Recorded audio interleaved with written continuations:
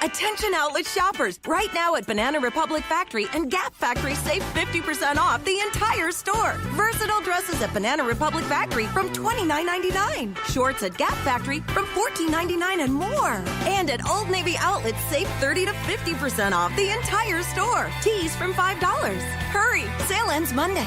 Search our store locator for your nearest Old Navy outlet, Gap Factory and Banana Republic Factory store. Or shop Gap Factory and Banana Republic Factory online. Blog Talk Radio.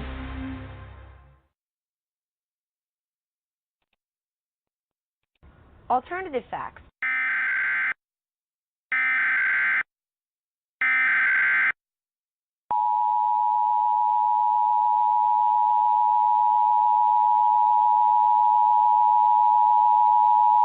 The following message is transmitted at the request of the United States government. At 12:07 a.m. Eastern Daylight Time, numerous unidentified objects of unknown intent and unknown origin were detected at high altitudes over multiple locations of Earth's outer space by the National Radio Astronomy Observatory, and these objects are presumed to be some form of controlled aircraft. It is not known if more of these aircraft will arrive, or if they will attempt entering Earth's atmosphere.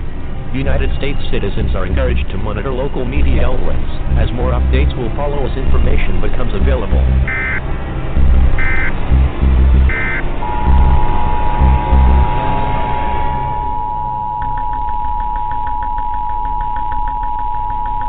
The following message is transmitted at the request of the United States government.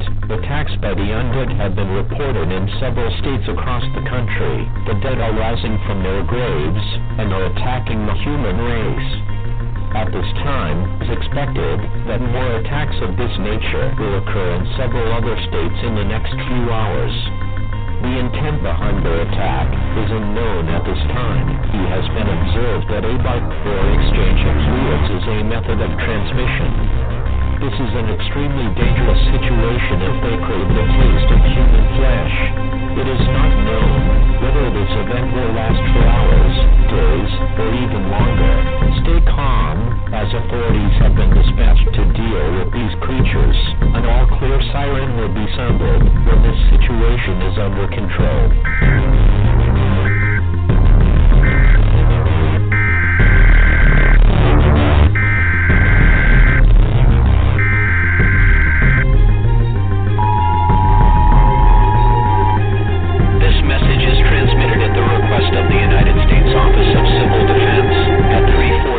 Pacific Standard Time, nor is detected a long-range nuclear missile launcher. This missile is believed to be headed in the direction of all residents within a 400-mile radius of this area should seek a fallout shelter immediately.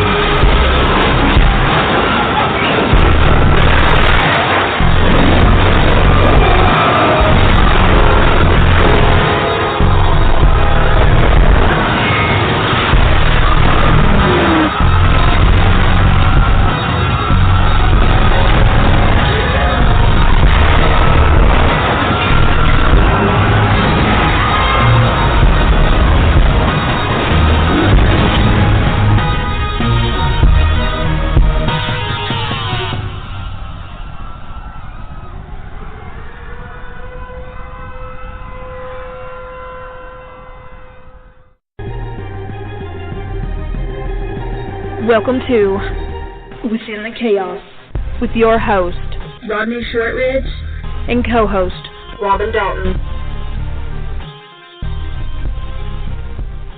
Well, good evening, everyone, and thank you for joining us tonight. You can listen in by going to blogtalkradio.com/withinthechaos, or listen in by phone. You can dial 323-870-4197. And you can also call in to ask questions to our guests at the same number, 323-870-4197. From deep within the heart of the Appalachians, I'd like to welcome everyone and thank you all for listening to Within the Chaos. My name is Rodney Shortridge, and I'll be your host tonight, along with my fiery redhead co-host, Robin Dalton. Hey, y'all. Tonight, our special guest is Chris Dedman. Chris is a television personality, speaker, and near-death survivor. I want to mention everybody that this weekend we're having our Creative Photography Club. Will be hosting the Spring and Easter Bunny themed photo shoot located at the Tractor Supply, at Pound and Mill on Friday, April 7th from 11 to 7, and Saturday, April 8th from 11 to 7, and Sunday, April 9th from 11 to 6. Each photo CD is only $20, so everyone come on out, get your pictures with the bunny or without the bunny, or with your kids or without your kids, or with your dog or whatever, however you want to do it. And also I want to give a big old shout out to Mead's Computer Repair, because Tuesday my computer ended up with a virus, and this boy got on the ball, buddy. He got me all straightened out within 24 hours. So I want my hats off to Josh Mead at Mead's Computer Repair down there in Oakwood, Virginia. If y'all need anything, he's the boy to go get your shit done. So, Robin, how was your week? Actually, my week was pretty daggone good. I actually got days off this week, believe that one or not. And we got work to do, and you didn't tell me. So You're I was excited about that. You're like, I got some days off. I ain't telling that son of a bitch a damn thing. He'll put me to work. I had a day off. Well, since we went to North Carolina, Damn. last day I had off. That's been damn near a month. I know. That's all I do is work. Work. Yeah, there you go. Well, yeah.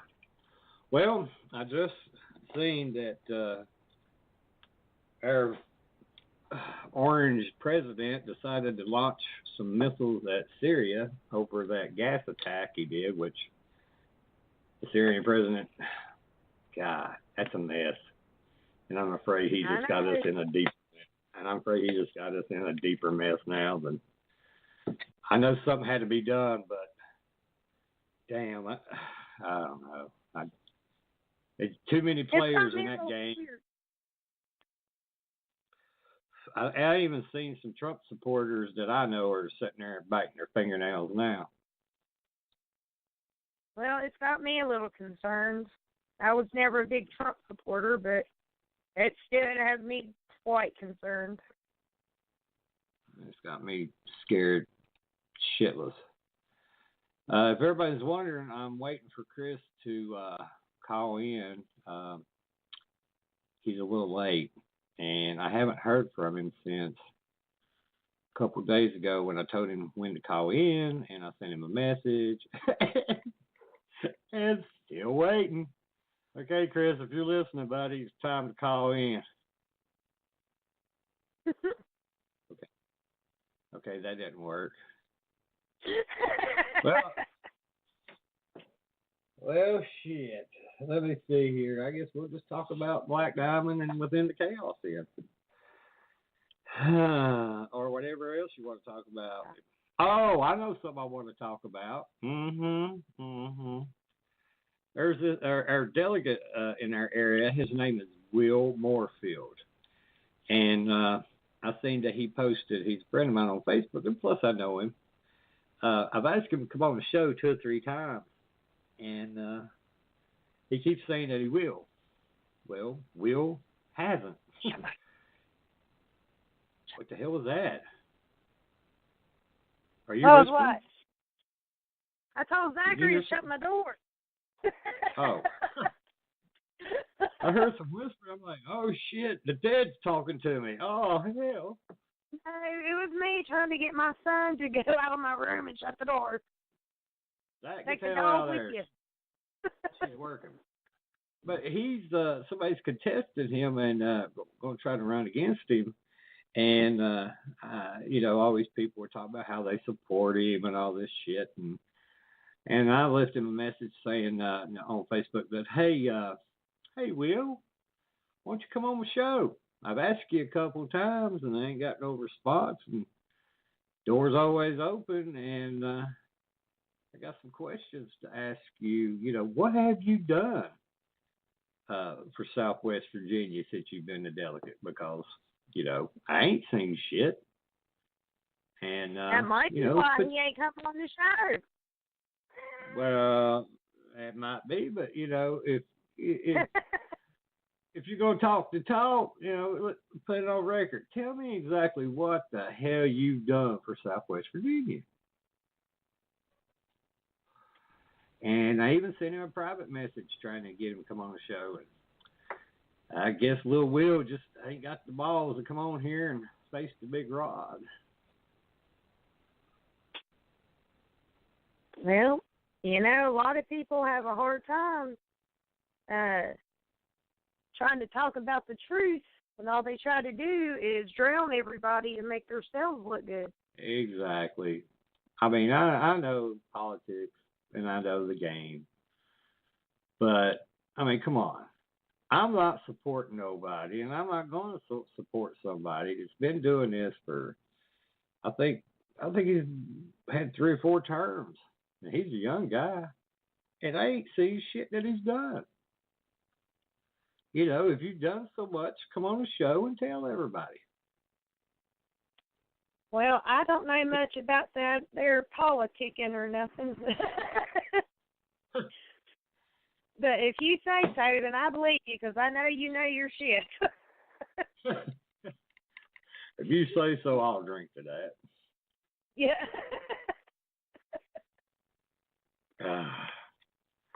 Nothing like some good old clear. Hey, knows I don't keep up with politics. The only reason I knew about the whole Syria thing was Jeff was watching it. And then I got all scared, and I said, oh, God, are we going up in another world war? Because, they say that will be the beginning of the end if another world war happens.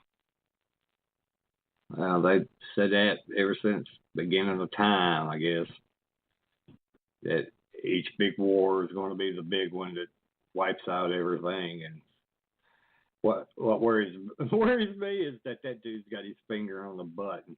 Our president, oh, God.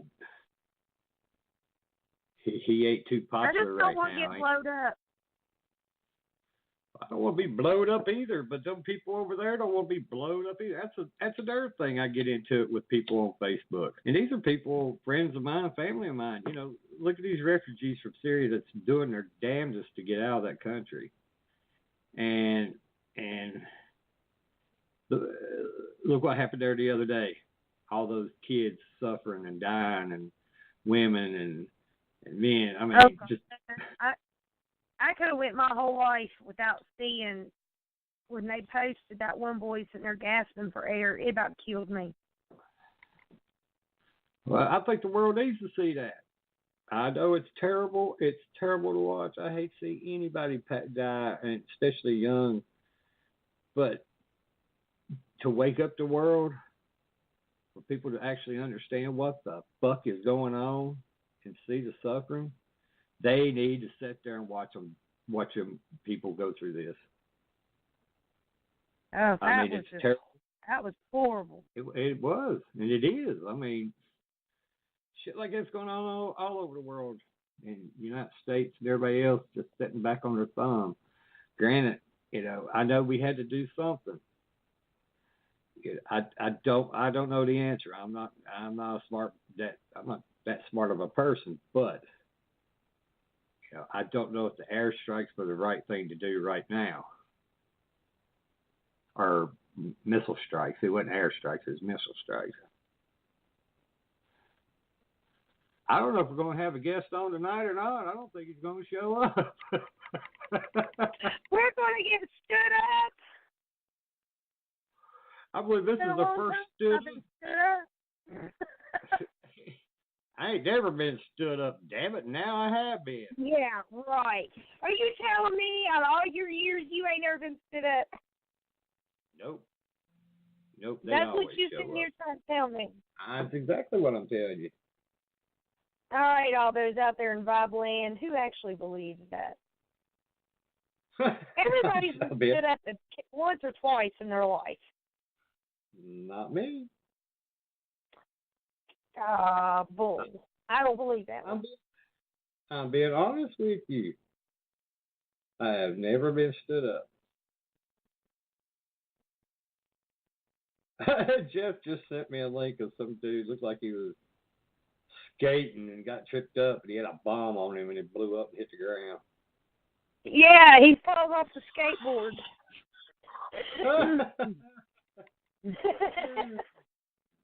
That's what you get. Now the skateboards are going to be outlawed.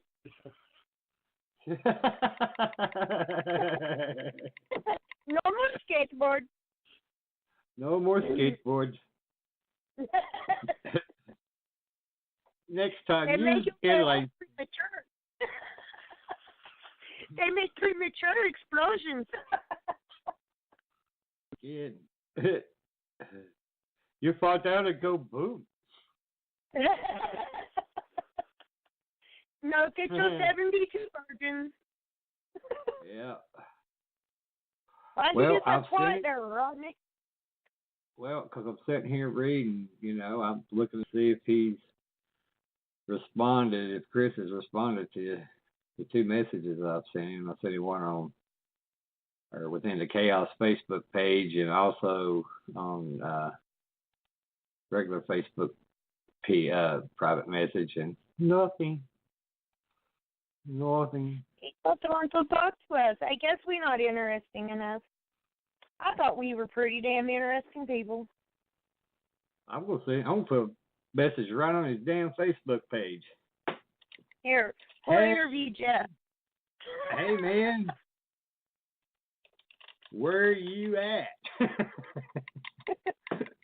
Where you be? We are. What can I say? We are trying to conduct a interview with you, but you're not on the show yet. Please call in at your earliest convenience. In other words, now. In other words, now. Oh God! Maybe somebody will maybe somebody will see it and say, "Hey," call him and say, "Hey, dude, you might need to get on your interview." Is there something you forgot about tonight? Some type of previous, obligation you had going on? And he was the one who contacted me to come on the show.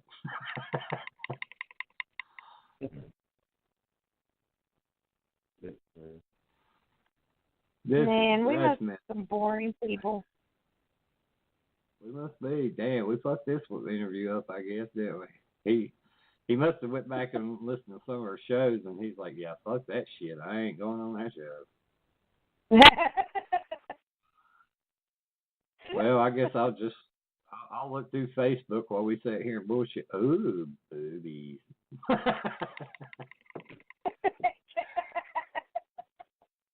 And that's Is there anybody out there that would like to have a phone interview? Call us.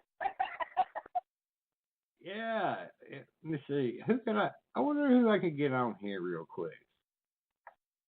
I wonder what Diane's up to. Did Belly use it, Diane? Diane Norris. Remember we done an interview with her before? Hey, Diane. You doing?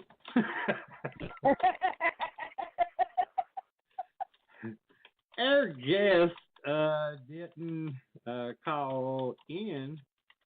Would you be interested in calling in and shooting the ship with us on the show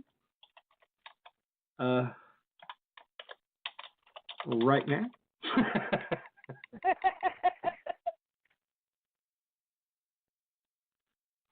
No hurry or anything.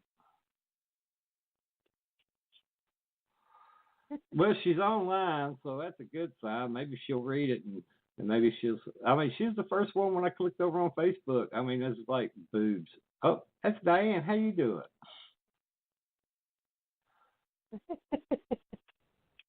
All you had to see was boobs, huh?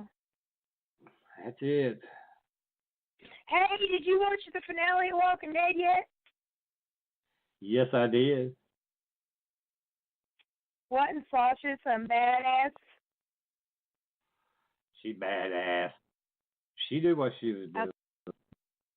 I'm gonna miss her. Well, she'll end up having a little bitty parts where they come in and out like they always do. But So, I think it's. what do you? I think the Negan story's got to go. I mean, they're dragging it on too much. Oh, it's going to. They're going to get their asses whooped next season, and he's going to be gone. I hope so, because I mean, we need to get back. Negan. Oh, I like Negan. I mean, but okay, it's time to kill Negan. Oh, Diane, she's typing. Uh-oh. Let's see what she said. I know what she's gonna say. You dumbass. Why you trying to have an interview with me last fucking minute shit? Okay, any of our previous guests that might be listening, if you want to call in for a minute and shoot the shit, call us. Or anybody, just call in. We'll talk to you. Hell yeah. Got a question for us? What would you like to know about the rod? I will answer it for you. Oh, no, they ain't going to do that now.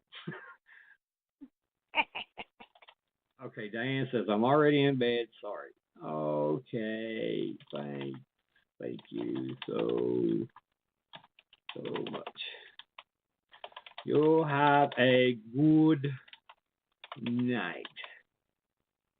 And I will set up a date for us again for another show. He can't type and not talk. I can't. I talk and type and talk, whatever. Now she says, I'm already in bed. Sorry, I have to be up at 5 a.m. Find a date and let's do another interview like the last one. And of course, everybody heard what I said.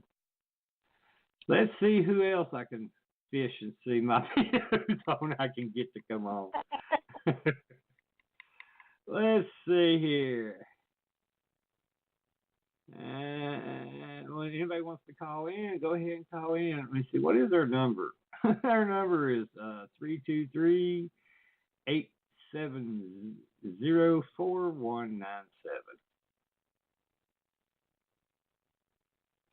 Everybody just call in. Kind of feel like we're being desperate right now. Rod, we are being desperate right now. Kind of weird, ain't it? So, Jeffrey, tell us a little bit about yourself. See, he wanted to talk. He's a terrible interviewer. Whatever. Would he be the interviewee? Is that right? You'd be yeah. No, I'm the interviewee. Well, you suck at it. I asked you to say something, and you just... No, you didn't ask me to say something. You tell me a little bit about yourself. Okay, tell us a little bit about yourself. Well, other than being put on the spot... There you go. We all got to make sacrifices in this world. Yeah, not a whole lot to know. Love riding motorcycles, going fishing. Want to try to get back into doing more camping this year. Well, damn, he went from the beginning question to the end of the question all in one round. I'm surprised. I was surprised he didn't say, well, I was born, now I'm waiting to die. The end. No, I ain't waiting on it, Roger. I'm trying to at least keep it at arm's length.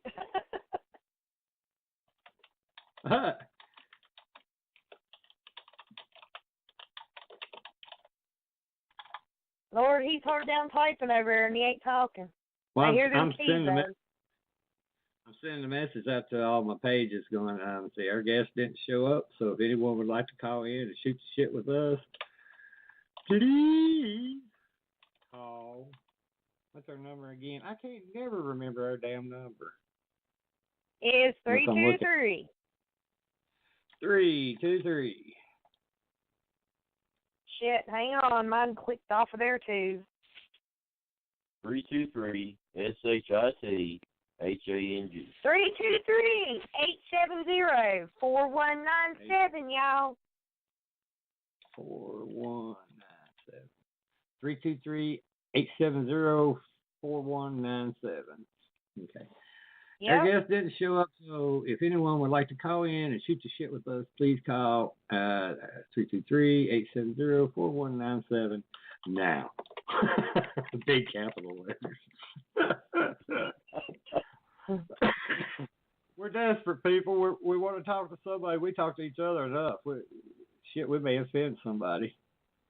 Hey, any of you people that want to talk shit to me about politics, hey, here's a prime time to do it. I'm out on the politics shit.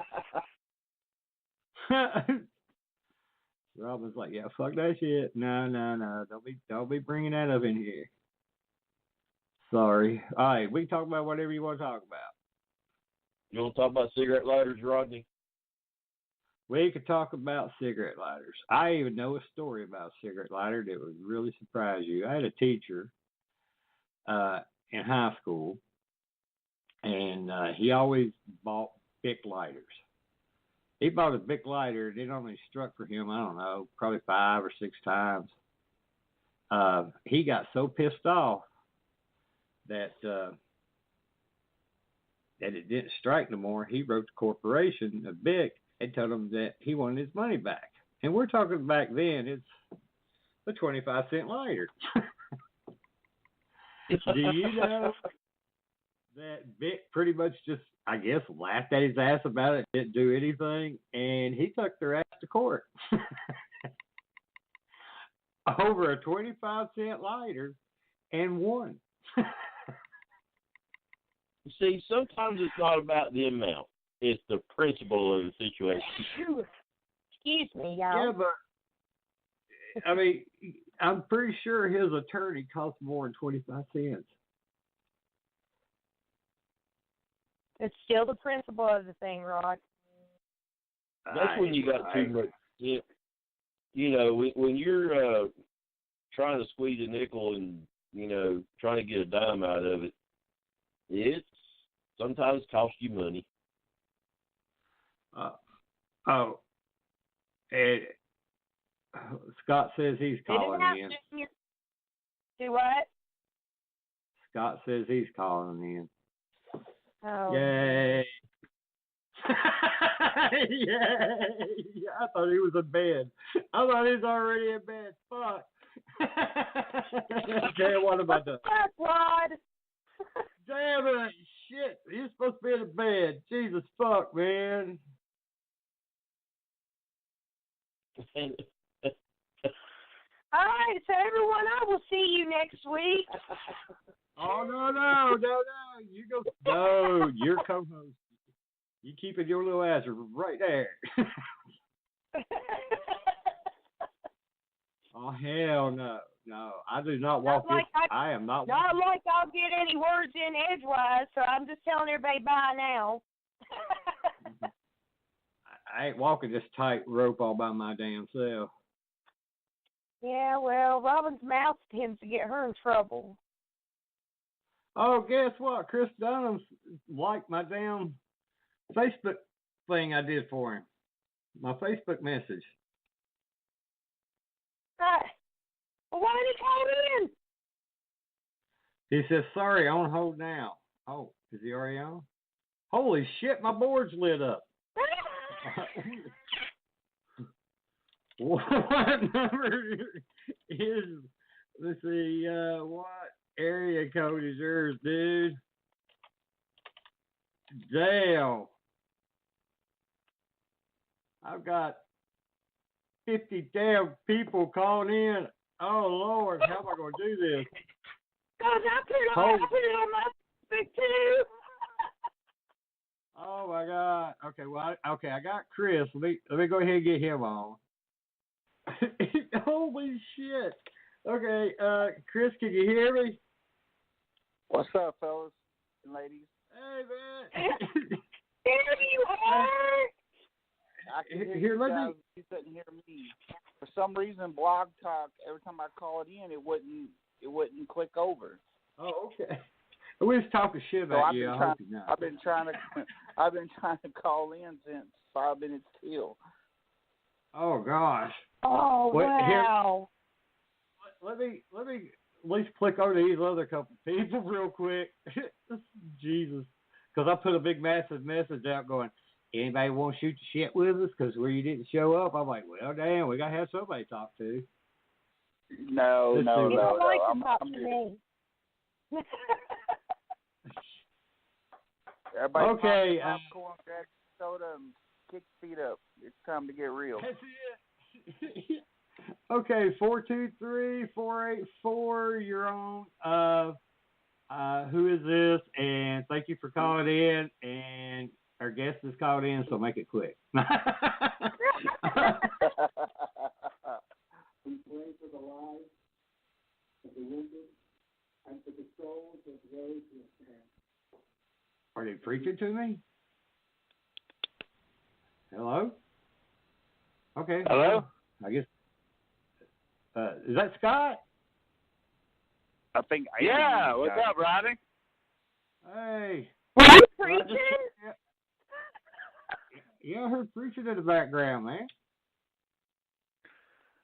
Actually, I'm just watching the news. I don't know if you're aware of it during your show, but the United States just sent a bunch of missiles into Syria. So, do you want to have a funny show or a serious show? Well, our guest, he finally was able to get through. He was having a hard time getting through on Blog Talk, and I just clicked him on right before I clicked you on. I wanted to say hi and not be rude that you actually called in, and I appreciate it. You want to sit back and listen to him or talk to him? No, fair enough. Hey, he's your guest. Let him go, man. That's who was scheduled. So that's cool. Thank you, Scott. Yeah, thank you, bud. Thanks, Scott, buddy. All right. Well, hey, Rod. I think I just shut him off. Well, anyway. That was rude. You cut him off. Okay. No, don't piss you off. Our group and stuff. All right. He'll just lick his wound. He'll be all right. Okay, Chris, let's go ahead.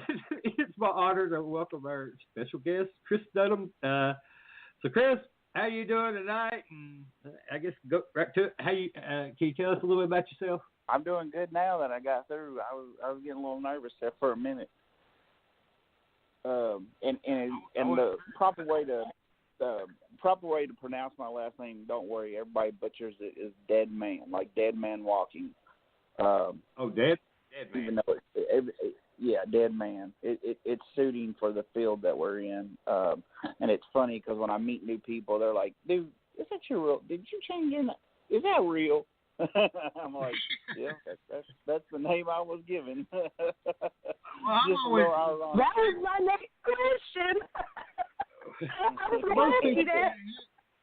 Everybody just look at it. They're like, it's like Dedman. And am I saying it right? Am I saying it too fast, or should I draw it out to Dead Man or Dedman?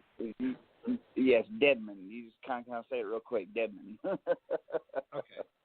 Okay. But so anyway, no, it's great to be on the show, guys. I appreciate y'all helping me. I'm sorry for the technical difficulties. We had a bunch of storms here in Lexington, Kentucky, last night early into the morning, and it's cell phone service all day today has been horrible. It's been crazy. A lot of crazy stuff's been going on, and I think that's probably what the problem was. But thank you for being patient and having me on. But we're going to have a good time, that's for sure. Anyway, I got into the paranormal years and years ago. Everybody, has their niche, has their thing. First thing that ever happened to me was I was 12 years old. I was, doing what I shouldn't have been doing. I was playing for fireworks, and my parents were occupied doing other things, and we had went to Florida for the summer, and on our way back, we always stopped in Tennessee right before the Kentucky-Tennessee line and go to the world's largest fireworks store, Crazy Ed's, I think is what it's called, and we always load up on fireworks. And that year they had this new thing. It was called the Roman candle, but it's about the size of a tennis can, and you sit it on the ground and you light it, and all these different balls of fire come out in different colors and stuff and fly up in the air and stuff. And not knowing this thing had what they call a short fuse. Now, the fuse is not literally short. It's what happens is when you light it, basically it runs the fuse real quick. So there is no lead time when you light it to get out of the way, basically. So when I lit the thing, it basically went off the second I lit it, even though it had a long fuse on it. And because it happened so quickly, it caused it to tip. But when it tipped, it shot me right in my face. It hit me dead. It hit me right above the left eye. I had a quarter-size hole in my forehead. You could see the skull. I had third-degree burns from the middle of the top of my head all the way up underneath my chin. And needless to say, I was extra crispy by the time this thing got done with me. Holy crap. When the paramedics got there, and the crazy thing was when it happened, I can remember telling everybody, I'm okay, I'm fine. People were screaming and hollering, call 911, blah, blah, blah. And I remember holding my face and saying, I'm okay, I'm fine, I'm okay. The adrenaline was just rushing in. I didn't have no pain. I couldn't feel anything. And of course, I didn't know. Of course, I just, had basically burnt my face like an overcooked piece of bologna. But it was literally crazy. Now, I couldn't see, and it's amazing how your other senses amplify when one is taken away. Because where I couldn't see, my hearing was like 10 times better, if that makes sense. Like I could hear everything that was going on around me distinctively, even distance, further distances away than I normally would have. And when the fire and EMS got there, they got me in. Of course, got me on a stretcher, and I can remember the firefighters and the cops wanting to know where the fireworks had come from because they were pretty pissed off at the fact that this had happened, and they wanted to make sure that this had not been sold in the state of Kentucky. They had some not very nice words to say about the fact of it, and they got me in the back of the ambulance, and they started working on me and stuff. And I guess by this time the adrenaline had started, kind of wearing off, and basically I coded in the back of the ambulance, and what that means is I flatlined, and the paramedics vigorously worked to get me back. While they were doing that, I had what they call an out-of-body experience, where I was sitting at the back of the ambulance Most people who have never been in an ambulance, they put the patient on one side, and on the other side there's a bench that runs the length of the ambulance that you can sit on, and at the head of the patient is a seat that the EMT or paramedic will sit in with the seatbelt and stuff. And I was sitting at the back of that long bench by the door, watching them vigorously work on me, basically. And it was an experience, to say the least. I remember everything in detail. There was a car that would not get out of the way at one of the intersections. I could describe the car later on, what it looked like, the color of it, stuff I shouldn't be able to know, because when the firework went off, I actually had melted my eyelids shut. The skin had melted, so I couldn't see. So regardless of what I was doing, it, there was no way I could see. So there's no way I could been able to know that what color the car was, the make and everything. And not only that, when you ride in the ambulance, you ride with your back to the front. So, I don't have eyes in the back of my head, so there would be no way I could have known stuff like that.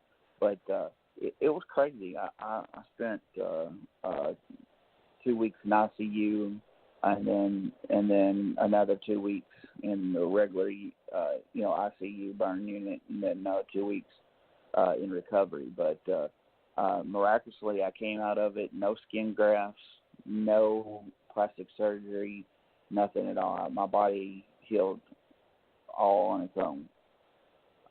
Wow. But that was my first dance with life, was the out-of-body experience. Now, what it was explained to me later on when I got into the paranormal and stuff is, because once I noticed after that happened, I started having a lot of experiences with hauntings, with ghosts. And what it was explained to me was basically because where I crossed over and came back, I'm kind of a beacon. I turned it on, as you know, it's kind of like the old Motel 6 commercials. We'll leave the light on for you. And people to this day, when we do investigations and do events and stuff, usually if you're with me, there's a lot of activity. We usually have a pretty good time because I attract a lot of activity because of it. Because I've been to the world, and I've come back, to present day, and sometimes it's okay, sometimes it's not. Sometimes it can be quite annoying.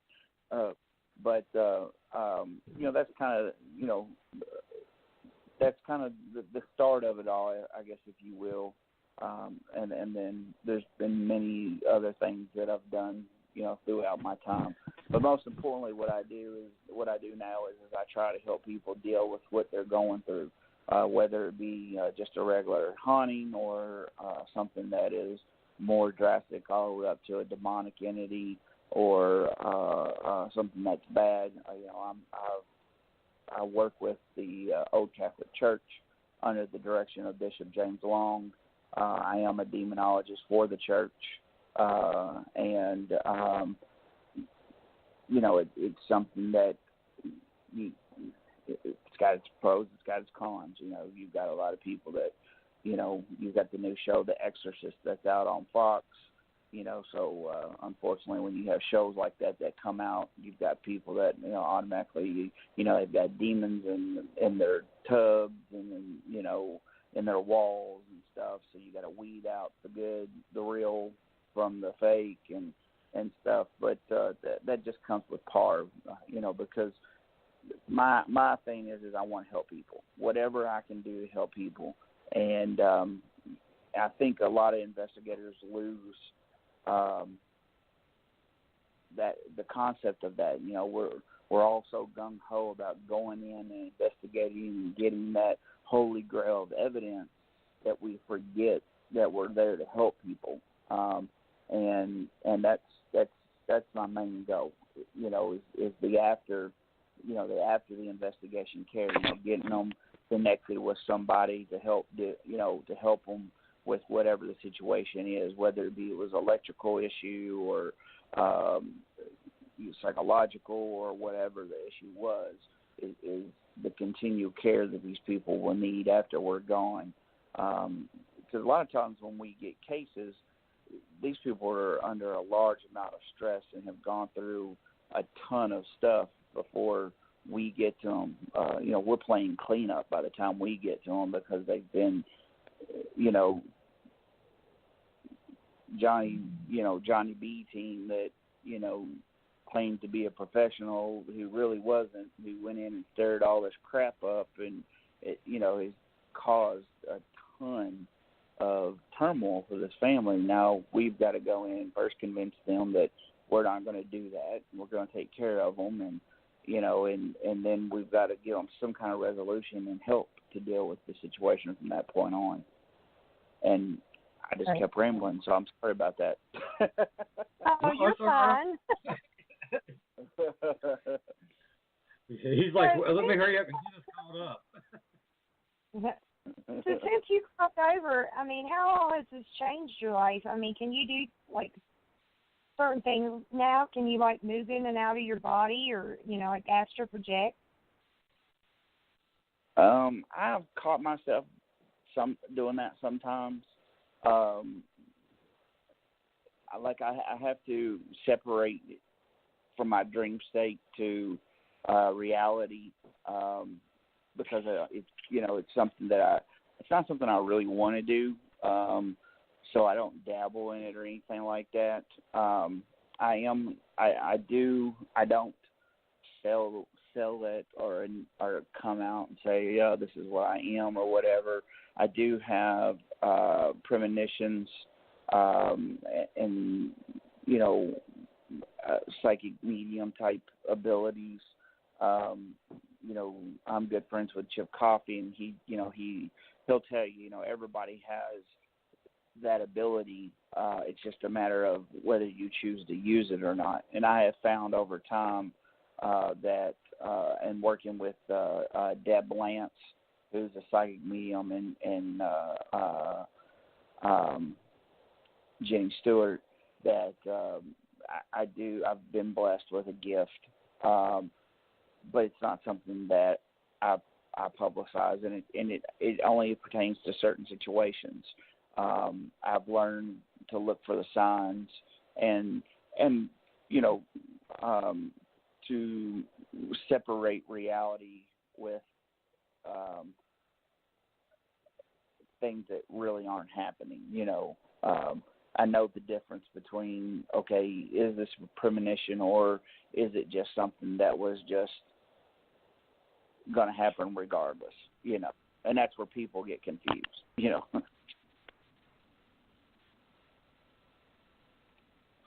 Oh, okay. Well, have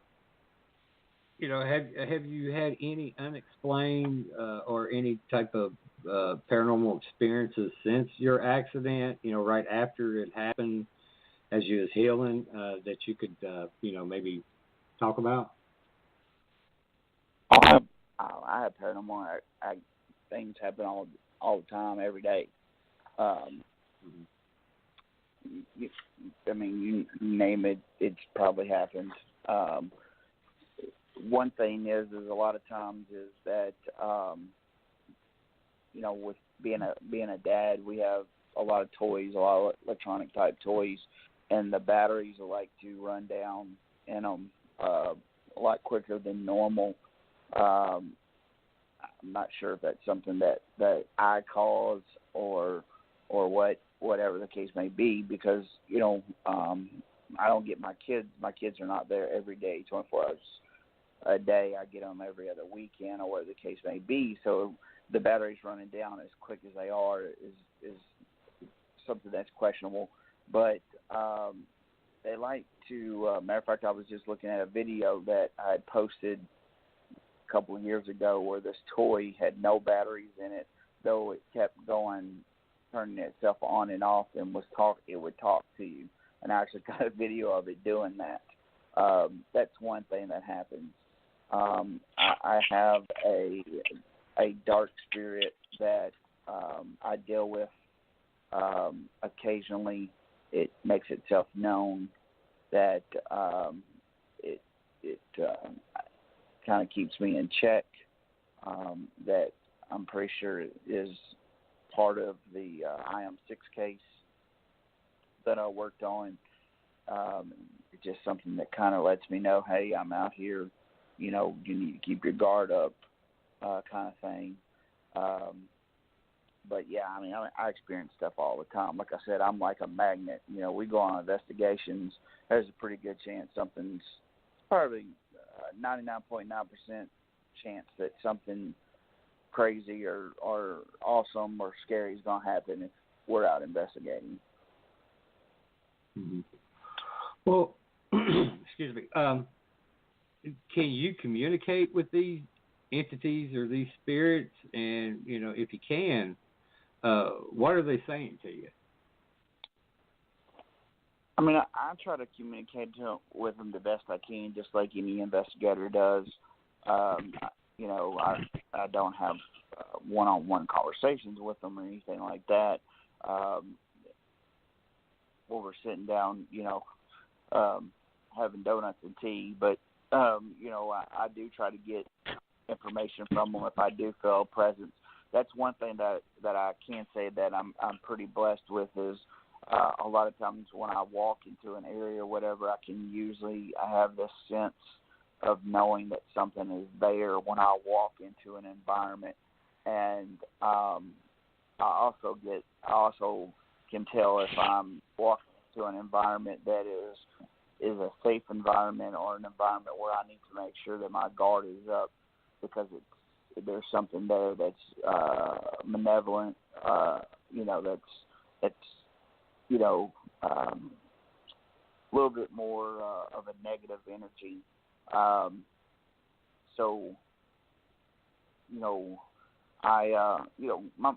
main thing is just making sure that, is there something there that it wants to tell me?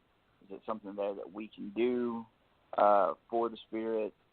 Is there a message that does it want us to deliver to someone? Why is it there? What's the reasoning that it's trapped? Does it want to cross over?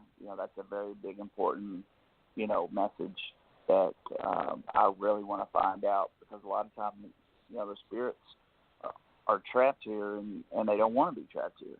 They want to, they're kind of in between, vortexes here, and it's, they're ready to go on.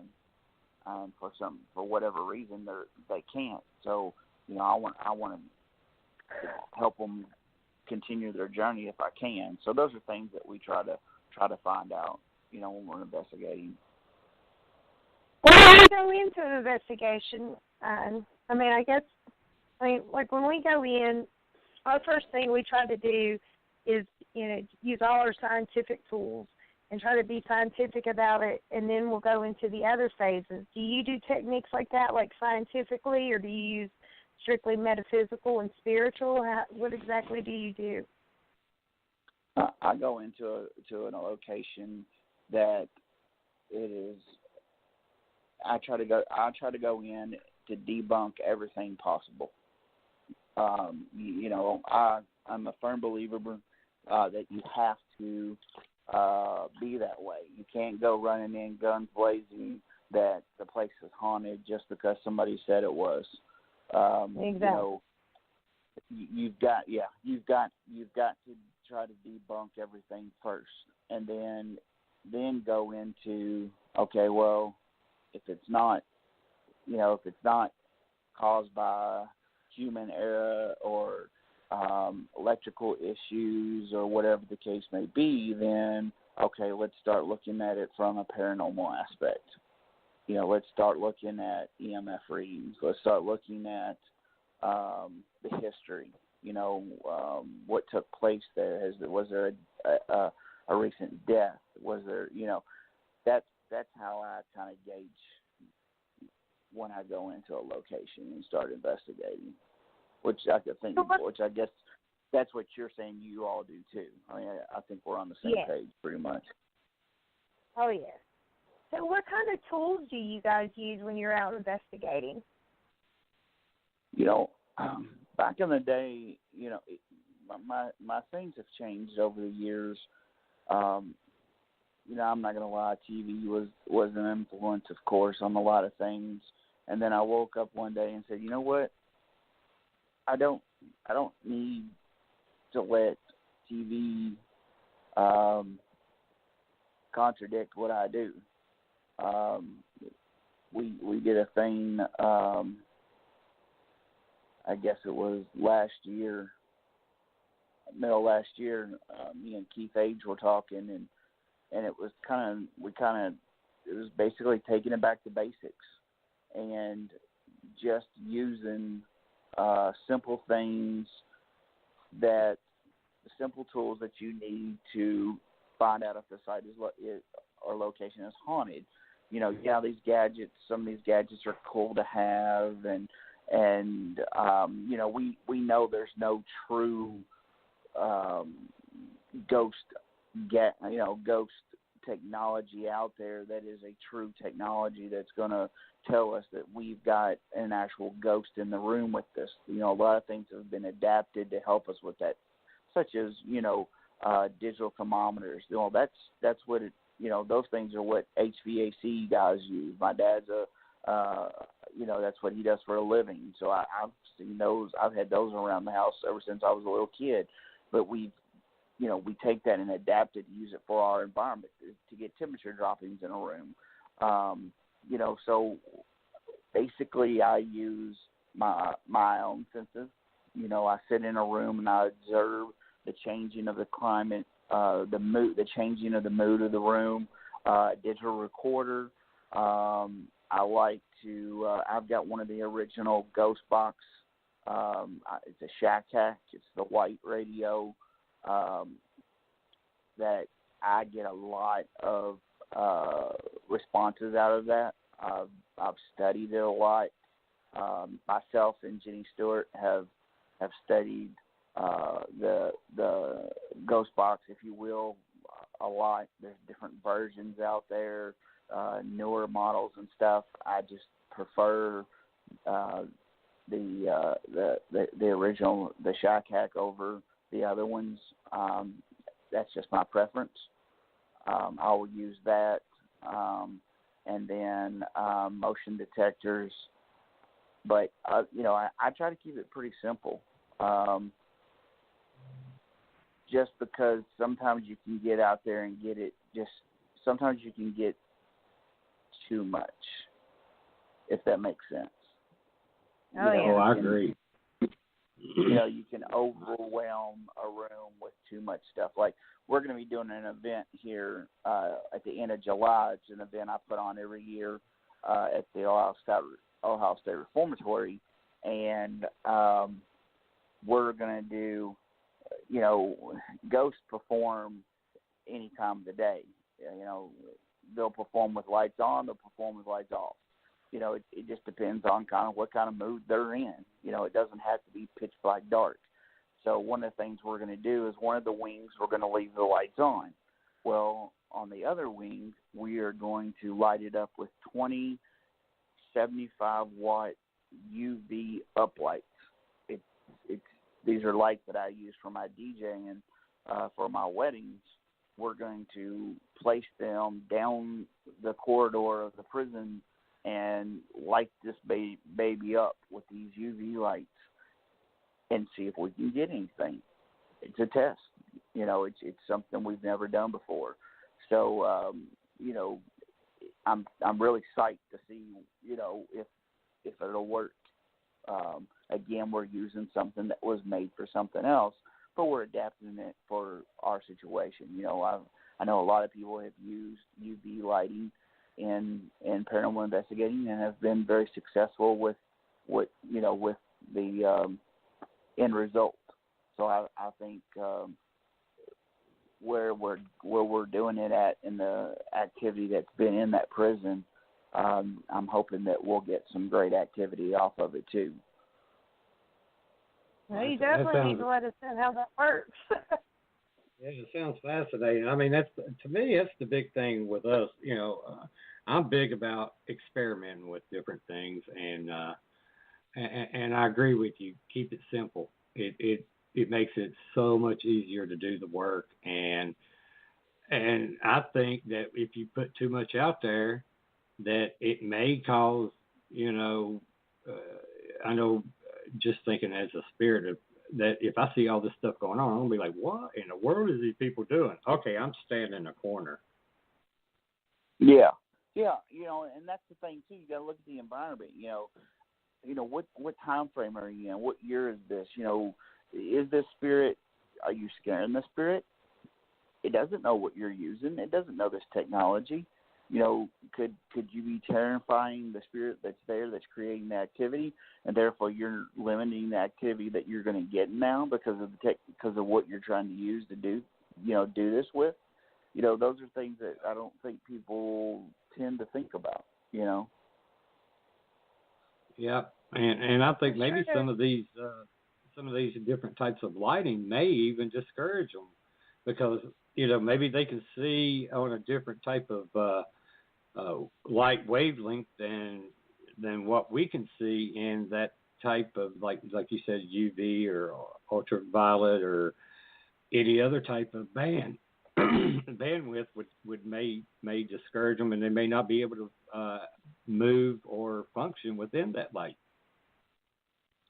Absolutely, and that's why I want to try this test because there's just been I think the service has just barely been scratched with it, and we're doing it in a section of the prison that we know is very active. We know there's a lot of things that happen in this area, so I think if we're going to get something, this would be the area to do it. And so I'm really excited to see what the outcome is going to be from what we're doing. We're going to be using trigger objects. We're going to be doing. It's going to be pretty cool. Some of the stuff we're doing. Oh yeah, we'll have to have you back on, later in the year and be like, tell us what happened. Tell us what you found. Absolutely. Well, have you ever been like physically or emotionally or spiritually attacked, by an unknown entity or evil spirit, you might say? And if so, can you explain, what happened or what's going on? I have been attacked. I've been attacked twice. The first time I was attacked was we had just gotten back from filming the episode I Am 6, and I had just went to bed, and I was laying there, and there was a dim light coming in the room, but I could still see in the room. I could make things out, but I noticed that the corner in my bedroom was a lot darker than it normally was. And, I know that kind of sounds silly to some people, but I'm a very detailed person, so I pay attention to everything. And it actually caught my attention to be that very odd that this corner was so dark. And as I was sitting there looking at it, it started to morph basically in this tall, slender,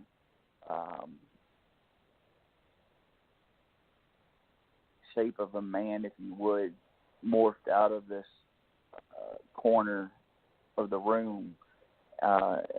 Very midnight black object came out of this corner, and it came and stood at the end of the bed, and I'm sitting here looking at this thing, and I'm thinking, holy shit, death is at my doorstep,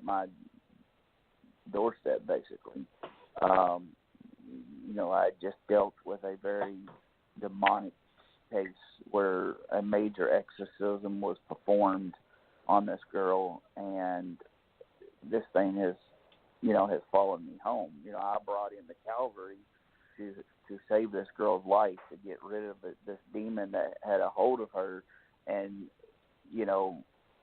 I was told to watch out and put my guard up, and that this things could start happening to me, and I kind of just brushed it off, thinking I can handle myself, blah blah blah, and now this thing is at the end of my bed looking at me. And when it reached the end of my bed, I completely went paralyzed. I could not move. I could not scream. I could not do anything. All I could do was watch this thing. And as I sat there and watched it, it crawled up on top of the bed, and as it crawled across me, I could feel the pressure of it pushing down on my skin, and it so gently but yet vigorously crawled across my body, and I could feel it inch by inch pushing down on my chest and my body as it crawled across me. And I'm sitting here looking at this thing eye to eye, and it had the most blood-curdling eyes, the deepest red I've ever seen in my life. And I had this I always wear a necklace with a cross, and it's been blessed. And it was kind of, as I'm laying there, it was up on my shoulder, so you couldn't, and I had a T-shirt on, so you couldn't see it. And I was sitting there in my head, all I could keep doing was saying the Lord's Prayer over and over and over, and just begging, God to please not let this be my time, that this could not be my time. And as I'm sitting there saying the Lord's Prayer, I could literally feel the breath, the hot breath of this thing on my face. I was terrified as all get out, but all I could do was keep saying the Lord's Prayer. And suddenly my necklace slid down, the side of my neck to where it was exposed. And as soon as it was exposed, all of a sudden I started blurting out the Lord's Prayer, and this thing opened its mouth and grinned at me, and it was the god-awfulest grin I've ever seen in my life. The teeth were razor sharp, and he whispered to me, "We are watching you." And it slowly started to back down off of me, and it backed down the end of my bed and over and back into the corner of the room, and it disappeared. Needless to say, I did not get any sleep that night. I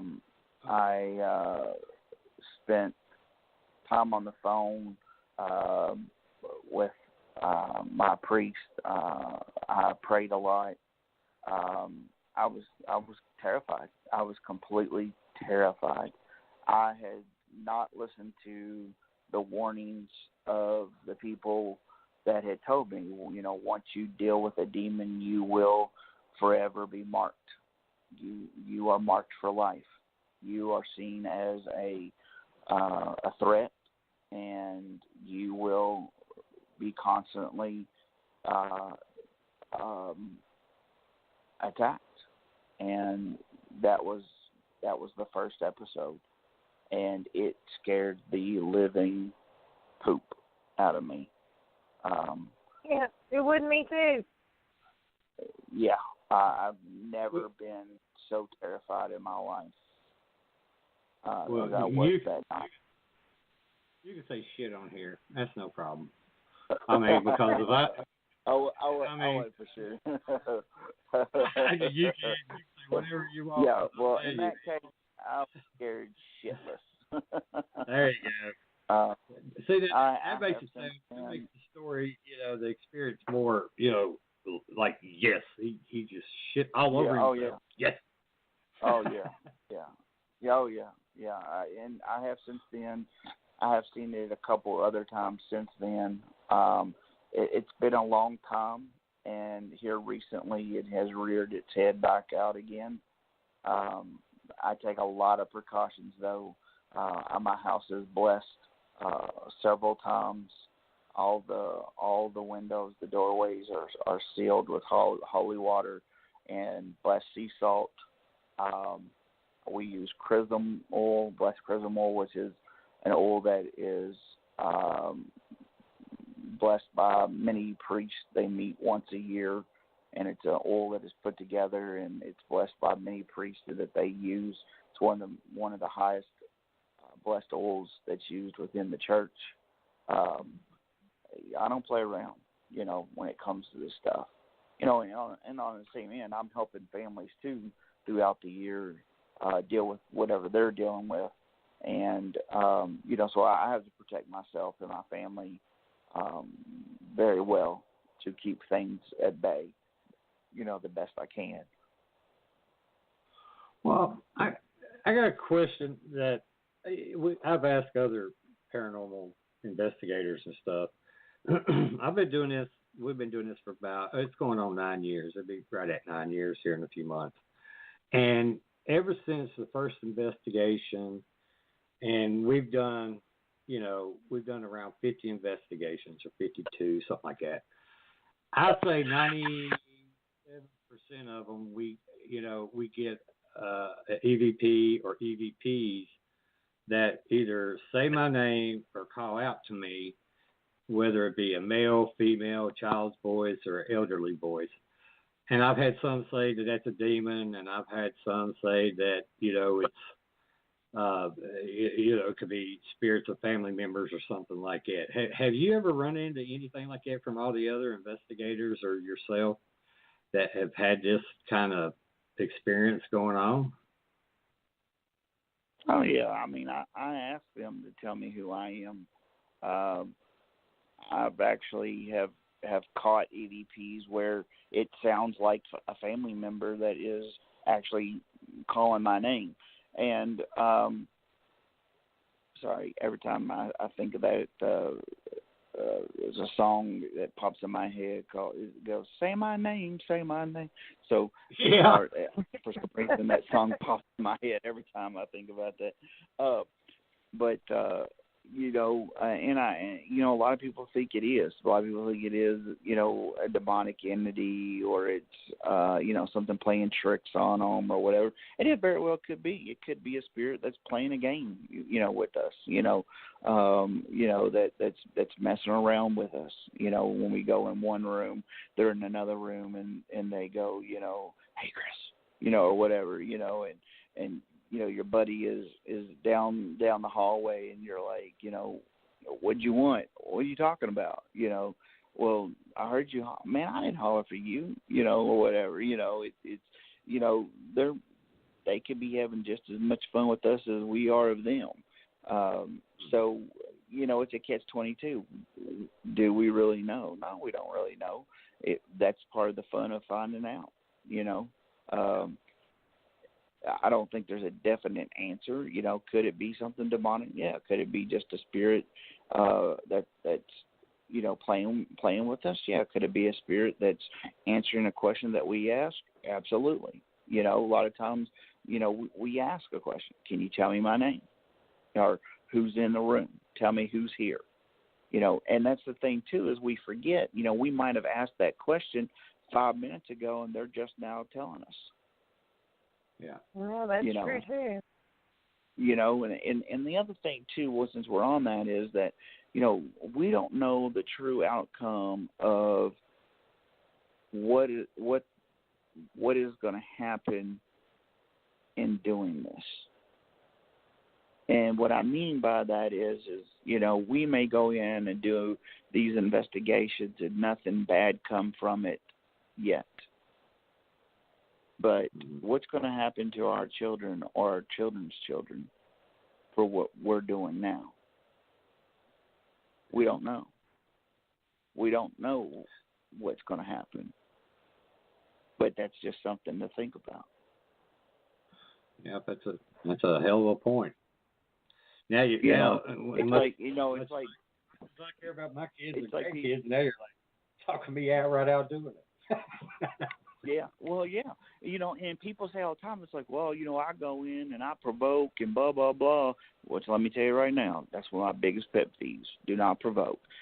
You would not want somebody to disrespect your grandmother, so I'm not going to disrespect yours, But, we don't know, just like, I provoke, I do stuff all the time, nothing bad happens. Yet. Time to them is not time to us. They're on a different time schedule than we are. They're going to catch you at your weakest moment, and when they do, they're going to give it to you up the ass, and it ain't going to feel good. And that's what people don't understand. They're like, oh, I've been doing this for years. I ain't never had a problem, blah, blah, blah. That's okay, because that moment you're least expecting it, and you're not looking for it, that's when they're going to smack you upside the head, and they're going to give you the rudest awakening you've ever had. I've seen it. That's a good point for everybody.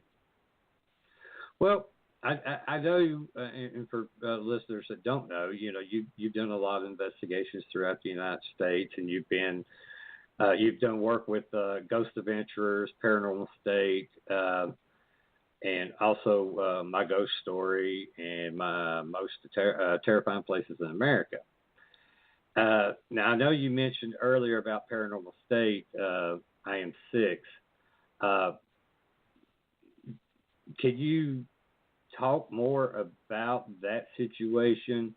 Because what I was going to ask you, and seeing how we're limited on time, was which one of the locations that you work on with all these shows had the most paranormal activity and had the most impact in your life. And I think I'm kind of getting that I Am 6 probably seems like it affected you more than any of the other ones, or I could be wrong. Well, the I Am 6 is the foundation of all. It's kind of what has started it all, because that's where I faced, my demonic entity. And once you face your demonic entity, you're tagged for life. From there, I investigated the Villisca Axe Murder House in Iowa, where we had a situation where the demon that we dealt with at the IM6 house came through a ghost box session at the Villisca, Iowa house, and made itself known, and I was actually attacked. And the demon that we dealt with was Legion, which is I Am Many. And in Iowa, when we were investigating the house there, I was marked with the letter L, was burnt into my back. And it wasn't just like little, it was huge. And that was what was featured on the Ghost Adventures episode. So that God knows I wasn't going looking for it. Nobody is, and that's what people need to understand. It kills me all the time. Hear people say, "Oh, I can't wait to find. I can't wait to get to see my first demon. I can't wait to." No, shut the hell up. I want to punch you right in the throat when I hear somebody say that. I don't want to see no demons. No, you don't. It's not fun. When people say, "Oh, I've been investigating 20 years. I've never seen a demon." Good for you. Good for you. Because let me tell you, it has almost destroyed my life. It's costed me, it cost me my marriage, cost me a lot of team members. When we left, the night we left that case, things started happening to the team. It was like it was put in motion, and we had no clue what was happening. 2 weeks after we got back from that investigation, the other lead investigator and owner of the team came home, and his wife of 16 years had her bags packed and left him for no reason. Another one of the investigators that was our demonologist, when we got back 2 days later, was admitted to the hospital for the worst case of shingles that the university had ever seen. She was in ICU for 2 weeks. A month after we got back, another one of the investigators was on a way to another investigation that we were doing, and was ran off the road by some unforeseen force, went through a wooden fence, and the fence rail went through the windshield, missing her head by 1/10 of an inch. Another investigator that was with us on that case started hearing voices that were telling him to harm himself and harm his family. He woke up standing at the end of his bed with a butcher knife in his hand. No recollection how he got there. His businesses started failing. We have all had problems. When we were there filming for the episode, that's when I first met Chip Coffey, and I said, Chip, it's a wonder that nothing bad has happened to any of us. And he said, oh, it's already started. You need to start thinking about it. And there's somebody in your group that's having a lot of health issues. If they don't get it fixed, they're going to die. And I just looked at him. I'd never met this guy before in my life, and I always thought psychics were quacks. Like, you tell me the numbers to the lottery and I win, then we're going to be best friends. I was the idiot. That's not how it works. That's not how psychics work. I didn't know. I was stupid, And so I knew, that the other lead investigator whose wife had left him after 16 years for no reason, that he was having health issues. So I went right after we got done, took a break from filming. I went and called him and I said, you need to go to the doctor on Monday and tell them to check your heart. That's what it was. Chip said it had something to do with the heart. I said, you need to tell them to check your heart. Chip is picking up on somebody in our group that is really sick, and it has to do with their heart. I just knew it was him. And he said, okay, I'll do it. I'll do it first thing Monday. Well, I had forgotten that I had a physical done before we went on that trip.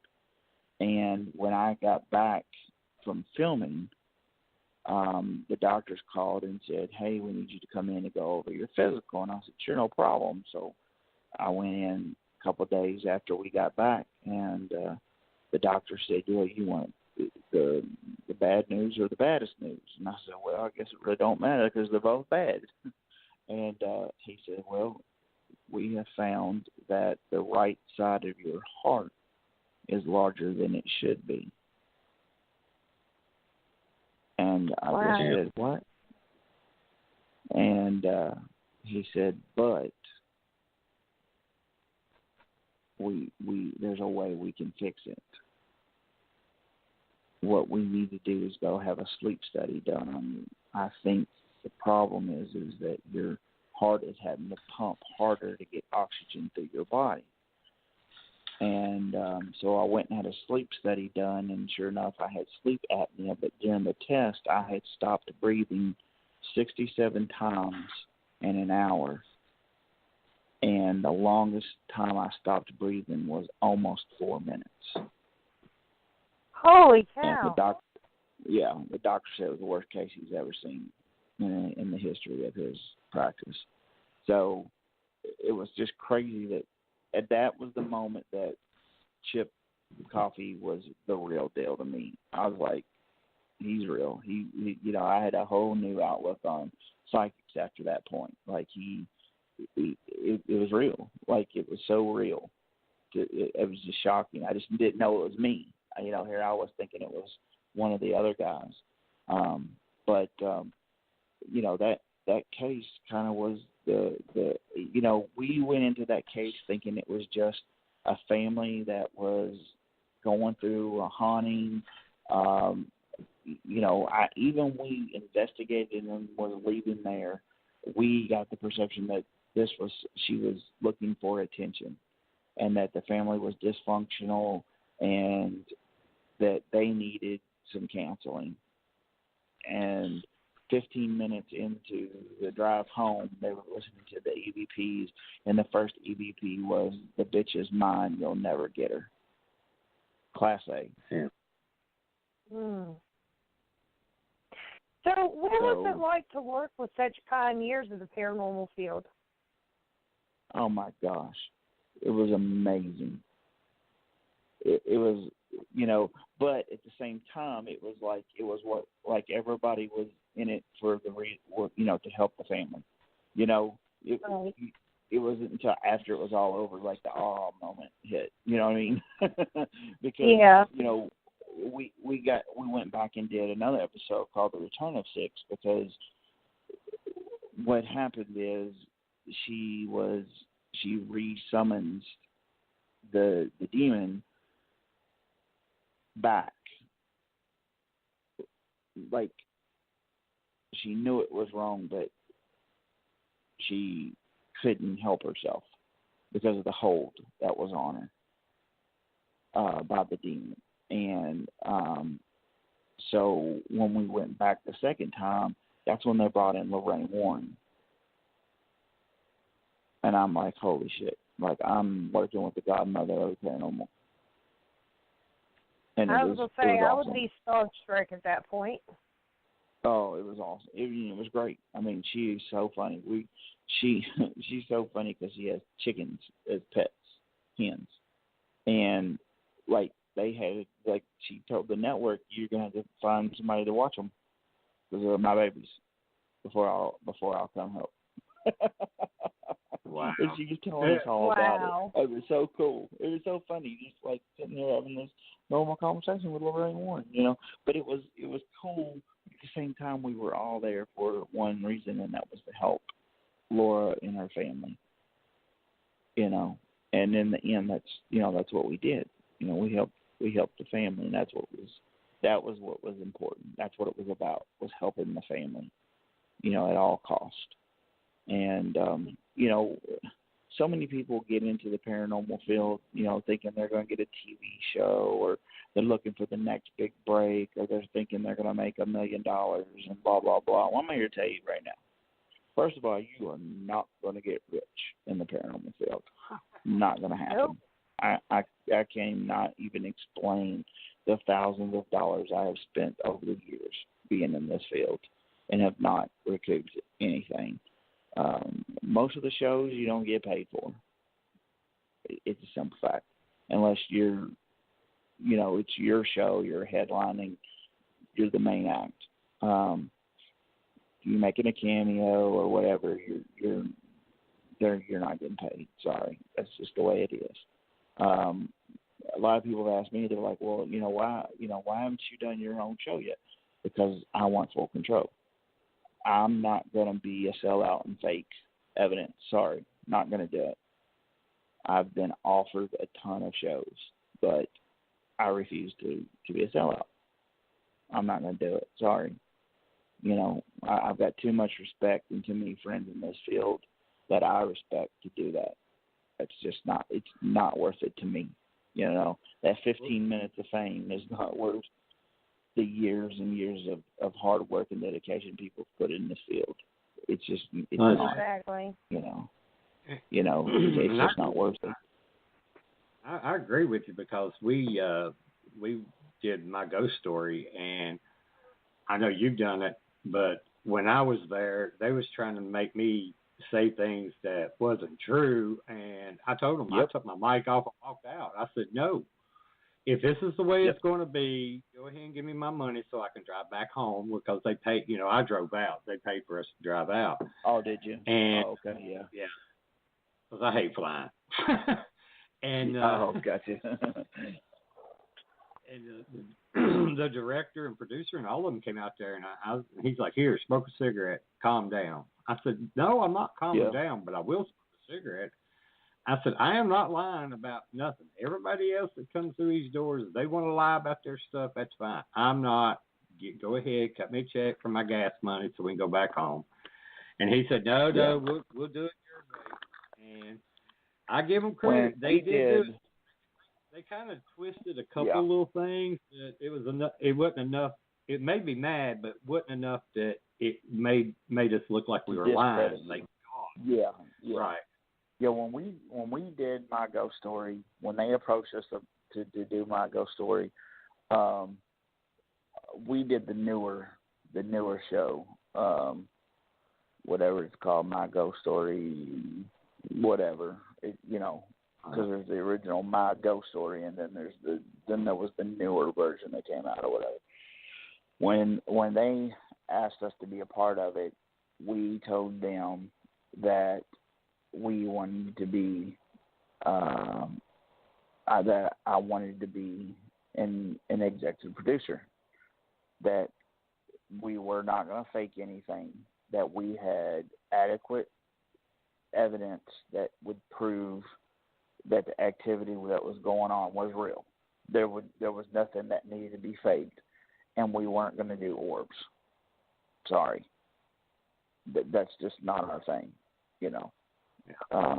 Orbs are a laughing stock in the paranormal field. You don't. What the evidence we're going to present you, you're not going to need to do orbs. And we were in full control the whole time. And there was, when I was doing my interview, they started kind of veering off to the left field, and they were asking me to do something, and I said, how many times do you fucking want me to say the damn thing? I've already said it. That's what happened, and that's what you're getting. Next. Yeah. And everybody, like the room went silent, and they could tell that I'd had enough. Like they done pushed my button way too many times, and I'm just like, come on, let's go. You're dragging this out. There's no need to. We've got plenty of stuff to present to you. And they try to be slick, and made me so mad because they try to be slick about it. And when we finally saw the show when it aired, they snuck in 2 orbs from a video, and it wasn't orbs, it was freaking dust. We know exactly what it was, but it was like, why? We gave you a full black shadow on camera that was the whole lead of the story, on top of all the EVPs and stuff too we gave you. You didn't need the little 3-4 second snippet of the 2 dust orbs. You didn't need that.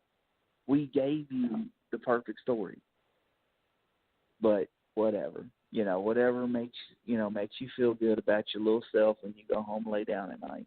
Yeah, I bet. But we were very active in our show. We were very, very from beginning to end, except for their little slip in there when they slipped that in. But it didn't need to be. That's what's so dumb. Yeah. Well, it's like ours. They slipped in a couple things that shouldn't have been in there. And they actually did 3 shows, but one of them they didn't even air. And I guess it's because they were pissed off at me. But I didn't give a damn. Yeah.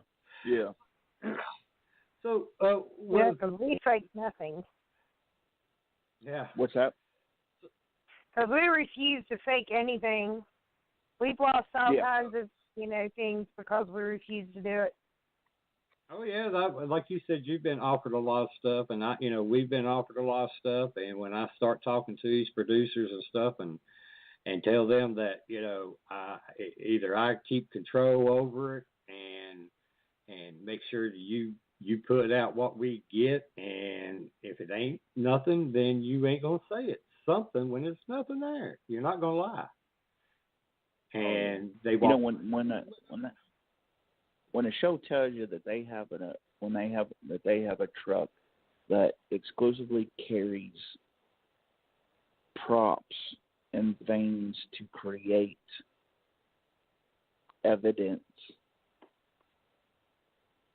to make the show more interesting, that's when I bow out. Yeah. I'm like, no, I'm sorry. Thank you, but no thank you. Well, I mean, regardless of money and all that and fame, you still got to have your dignity. You got to have some honor and respect for what your integrity is everything. It is. So, because once the show's over, you're still. Yeah, you're still you. Yep. So, what has been your best evidence that you've captured with either audio, video, or even still camera? Oh man, we've caught some good stuff. Well, some of the cool stuff we've caught is used in the ghost box. One is the Iowa when I was caught when I got attacked. We're talking using the ghost box, asking questions, and one of the people that was charged for the murders of the family was a reverend that was in the area doing a revival. His name was Reverend Kelly. And we asked the question, who's here? And the ghost box responds with Reverend Kelly 3 times, which was really cool. And then, of course, then we ask again who's here, and then it says Legion, which was really crazy. Now, we didn't know that we actually got Legion twice on digital recorder, and then the third time, that's when it came to the ghost box. So that was kind of crazy. There's a place in Tennessee outside of Chattanooga called Old South Pittsburgh Hospital. I was part of the first crew that went into that hospital before it was made public. I actually spent a whole week locked up inside this hospital. I literally, by the time they came and let me out, I was crazy in a sense. I heard some things, and it was probably not the best idea to be locked up in there for a week. But I caught a ton of evidence in there. There's the mental ward up there. I caught a ton of screams and yelling. There's one where you hear this blood curdling scream. It sends chills through your body. And then you hear banging on the door afterwards, like they're trying to get out.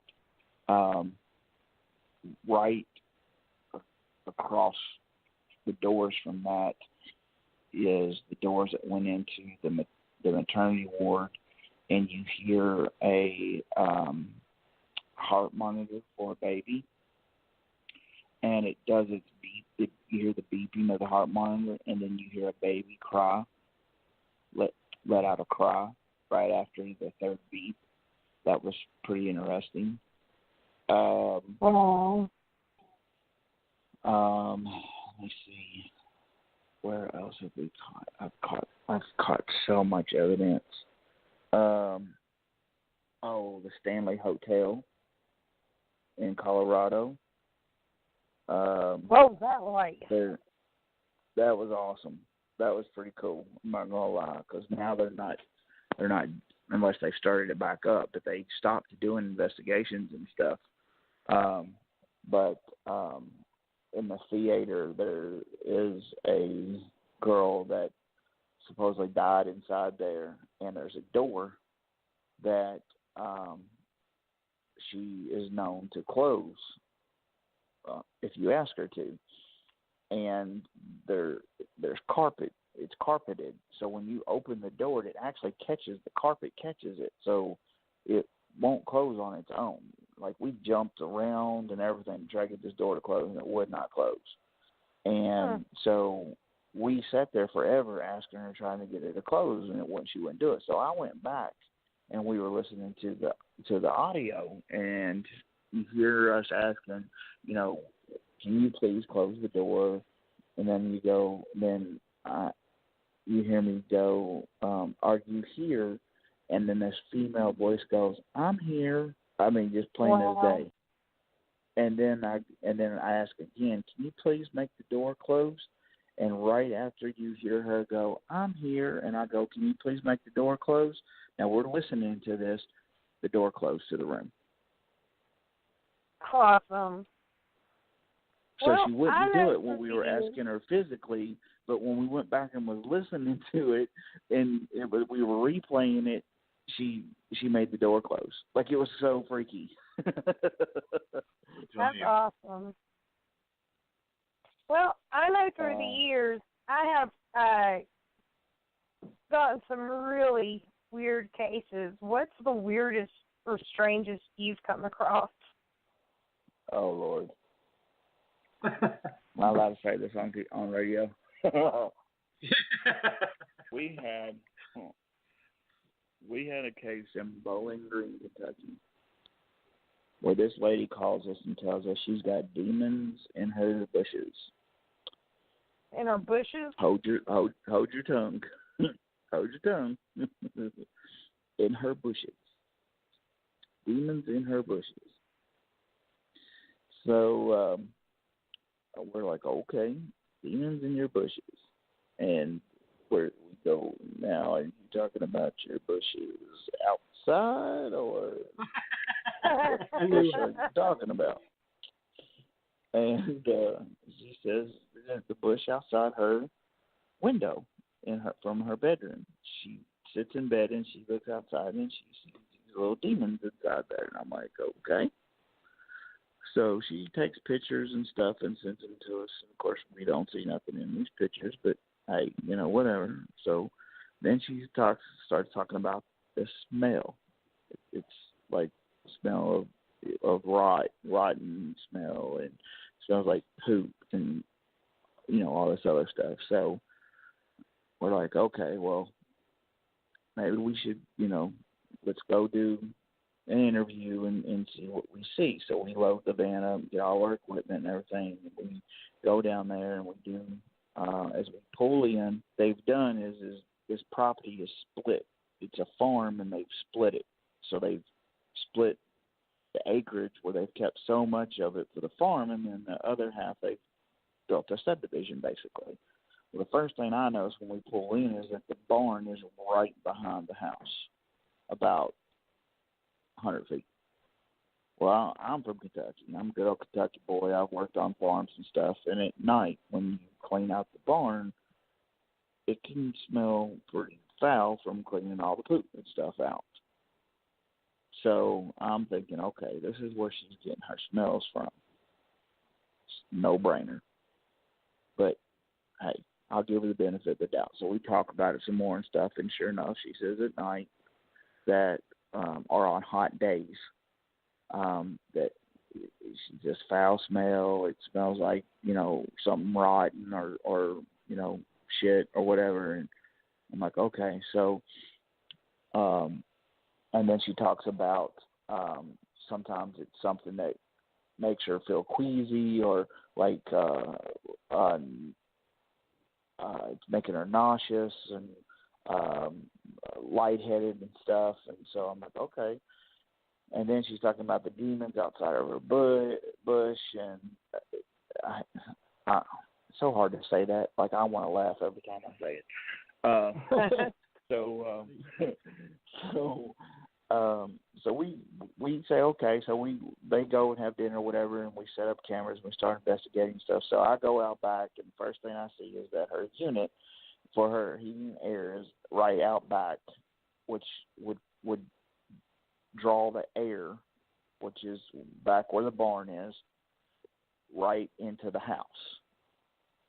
So about an hour after being there, I'm watching the guys out the back, and they're cleaning the barn out and stuff. They're loading the poop and stuff into a trailer, and sure enough, when the air conditioner kicked on, you could smell it in the house. Problem solved. Yeah. That's where the poop smells come. That's where the foul odor's coming from. Well, then I'm like, okay, but what's causing the nausea in the because it wasn't that strong to where it would make somebody sick or whatever, or make them feel lightheaded or whatever. So we got up underneath the house. The former owners had stacked paint remover, stain and stuff on the unit, the indoor unit it's set underneath the house. So it was drawing the fumes from that because it was corroding into the house. So that's what was causing them to be lightheaded. Basically, they were getting high off this stuff. So I was like, damn, problem solved. So then we went into the bedroom. Well, right next to the bed was the breaker box.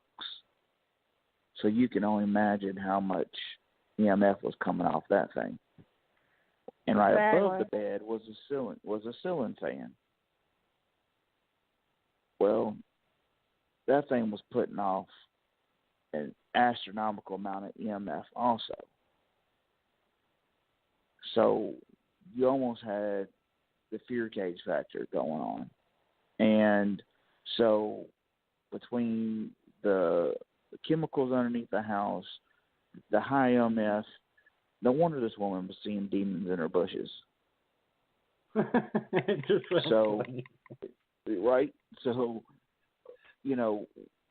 we didn't see anything. There was no evidence that we saw that was pointing to there being any kind of demonic activity. It was pretty much all pretty explainable what was going on here, because right on the other side of that breaker box was the meter that reads electricity. So all the power to the house was coming in right there. So, it was high coming off that breaker box, of course. It was feeding the house. So, when they got back, we started telling her, what we found and what was going on. And next thing we know, she's telling us that her husband,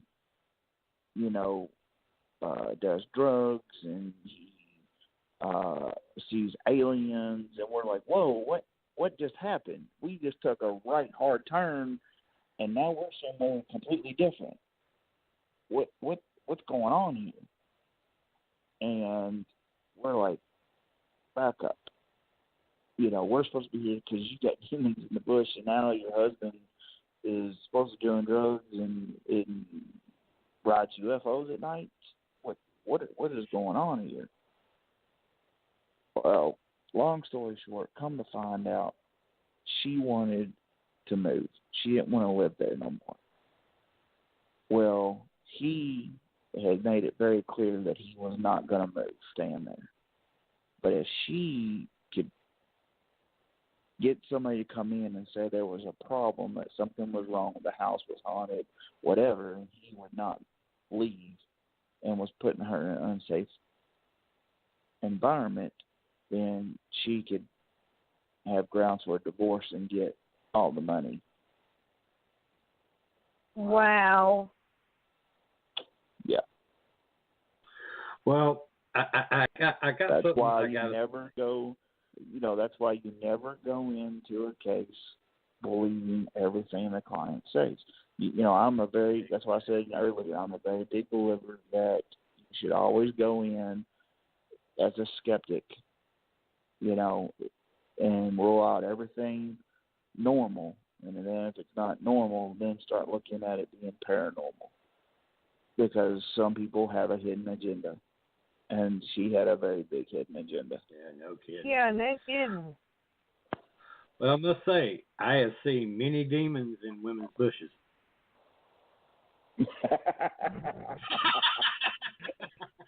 Rodney.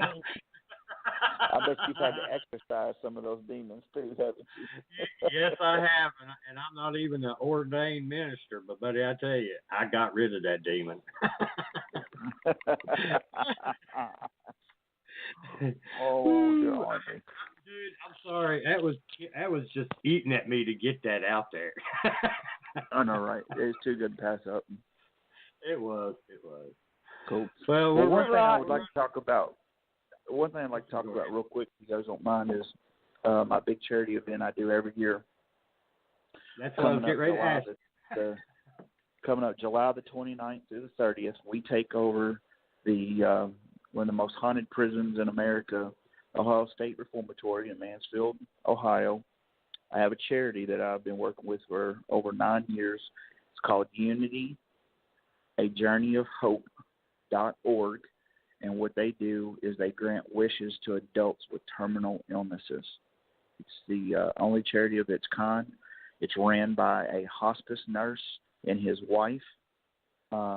They get no outside funding, so everything they do and get is all by public donations. This is their big charity event of the year, and it's basically something that I came up with on a napkin 5 years ago. This is our 5-year anniversary, and it has grown. We've doubled every year, basically.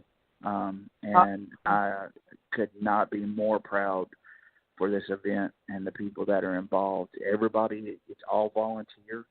All of our speakers volunteer their time, everything. 100% of the money from ticket sales, from psychic readings to whatever, goes to the charity. It's all set up. Everything that's connected to, like where you buy your tickets and stuff, it goes straight into their bank account. So nobody touches the money but them. And we do, this year's our first year, we're doing 2 nights. Usually we just do one big, evening/night deal. This is our first year where we're actually doing 2 evenings and into the night, because people are saying, we want more time. We love it, but we want more time. So we've worked it out with the prison where we're actually being able to do that. We'll have meet and greets. We're going to have some lectures. We've got vendors this year. That's the first time for that. We're going to do a huge dinner at midnight on Saturday night, and we're not talking about pizza and junk food. We're talking about fried chicken and chili and spaghetti with meatballs, and I mean they do it. Unity does it up right. They take care of the meal, so we feed everybody. We set our celebrities throughout the prison. We break everybody up in groups. Now this is the cool thing, because most of the time when you go on these big events, we all know the groups are usually 30 to 40 people per group. You try to go in and investigate. You get no evidence. Why? Because it's tainted. Because people are coughing, they're moving, they're doing whatever. We keep our groups to a minimum of 10 people. Sometimes we go 15, and that's just because of the people that came together. But we keep our groups very small.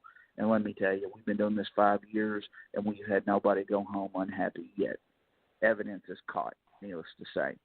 We get the entire prison. Places that are knocked off to the public that don't get to go, that's not open, we get those places. So we get to venture into areas that normally nobody ever gets to go to. So that's a cool aspect to it.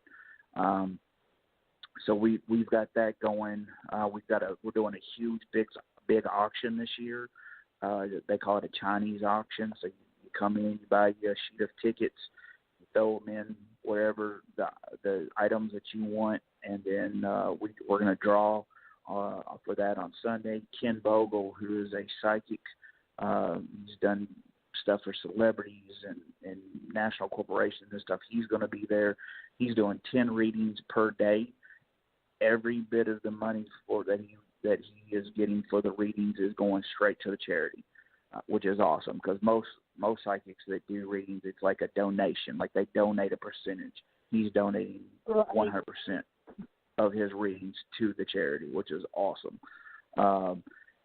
It's an amazing event. We got Brian Kano from Haunted Collector. He's been with me from day one. Rosalind Bowen from Ghost Hunters Academy. She's been with me day one. She's coming back.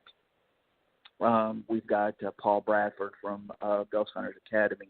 He's going to be there. We've got Denise Jones, her son. The movie Sixth Sense is based off of her son from Night Shyamalan. We've got Jason McLeod. He's a best-selling author and studied under the late Ed Warren. He's a demonologist. We've got Paul Browning out of Tennessee, who is an author and a tech guru. He's going to be bringing some of his ideas and stuff to share with investigating. Jason Gowan is going to be there. A lot of people know Jay. He's actually working on a new show. Got to see it this weekend at Phenomenology. That's going to be coming out this summer or fall. That's going to be pretty damn awesome. We have got the Lances. Deb and Nick Lance are going to be there. They've been with us. Jenny Stewart's going to be there. Bishop James Long is going to be there. The list just goes on. We've got other people that we haven't even announced yet that are going to be there. It's an awesome event. All of it 100% goes to charity. And think about it. think about it, if you will, you know, I had a grandfather that died of cancer, and there were a lot of things that he wanted to do before he could die. He just couldn't do it. And had I known this group before he died, he would have at least been able to do one of those things, you know. And the paranormal community has really wrapped their arms around this group because they're so amazing. And everybody that goes to this event falls in love with the Robinsons. John and Bobby Robinson are the people that own it. They fall in love with the event, what it is. And we've got people that have been coming every year to the event. They plan their vacations around this event because it's so much fun. It's relaxed. It's drama-free. You know, we have fun. We do different things, different experiments.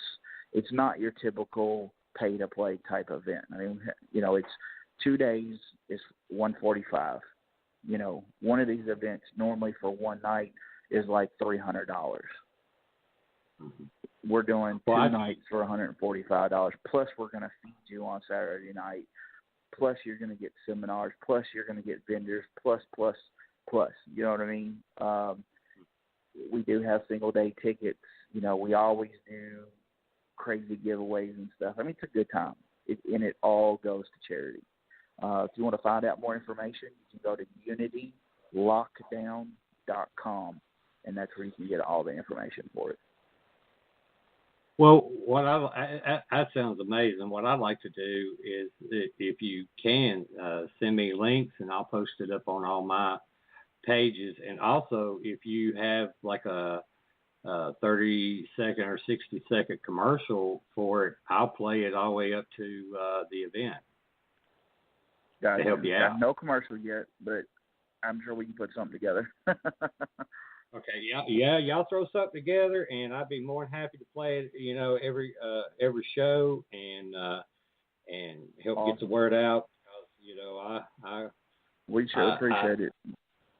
I admire this, and I think it's, you know, the people who are very courageous with what they're going through and what everyone's doing, and what little small. It really is. It's an awesome group. We've had Bruce Springsteen, the Rascal Flatts.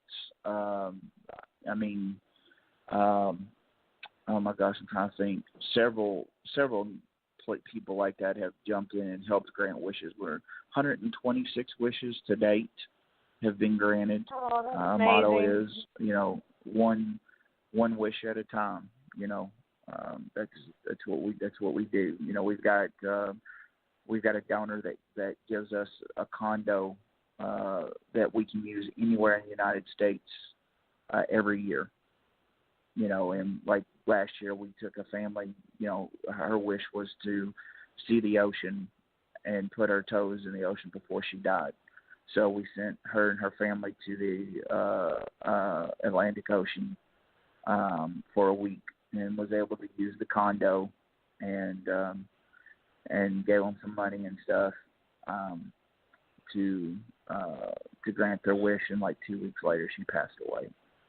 So it's you know, it's a lot, you know, on the heart, but at the same time, it's very fulfilling to see that we're able to do what we're able to do for these people. Otherwise, it would have never been able to happen, you know. Well, we're to go ahead and get contact information on how. Are you there? You keep cutting out. I said, go ahead. Can you hear me now? Now we can. Can you hear me? Okay, well, go ahead and give your him again. Well, I think what he's trying to say, buddy, is go ahead and give everybody your contact information who might want to get in touch with you about your charity, your events, or just ask you any questions. Where can they contact you at? Gotcha. Yeah, you can find me on Facebook. That's the best place to find me is on Facebook. You can get me on also the unitylockdown.com is for the event. Also, that's I run that page, so you can get a hold of me there also. So either of those two places is probably the best place to find me. All right. Okay, man. Can y'all hear me now? Can y'all hear me now? Yes, there you go, Rod. Okay. we got it figured out, buddy. I know, because I could even hear me cutting out, and I'm like, what the hell? But yeah, Chris, I appreciate you coming over the show, man, and I have no problem. Thanks for having me. And I'd like to, if you're interested, before your event, maybe come on a week or two before, and maybe talk more about your event and who knows going to be there and what y'all going to be doing if you're interested in doing that. Yeah, absolutely. Yeah, let's do it. Let's rock it out. I will.